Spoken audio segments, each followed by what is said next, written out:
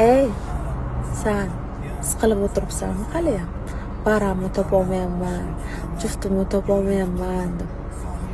Hammani parasi bor, lekin nimaga meni param yo'q deb o'tiribsanmi?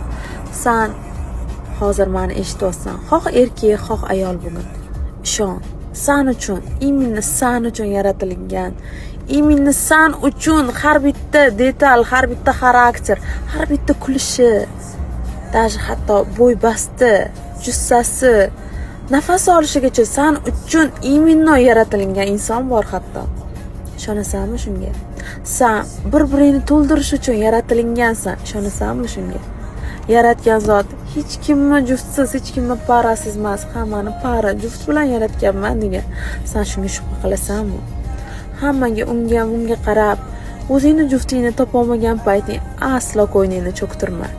Chunki u seni qattadir duolarda, namozlarda, hatto tahajjudda, hatto umraga borib so'rab kelgan insonlar bor. Men aniq bilaman, sen tez orada uni topasan, uni his qilasan.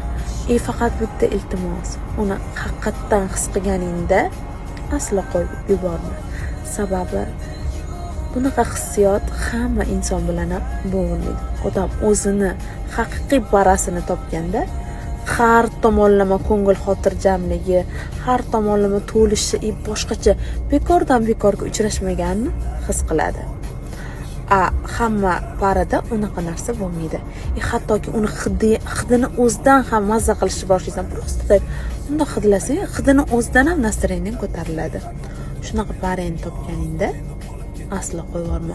Unimda bag'ringga bosganingda tinchlandasan. Barcha g'am qayg'ularingni unutasan. Unga suyana olasan. U xoh erkak, xoh ayol bo'lsin.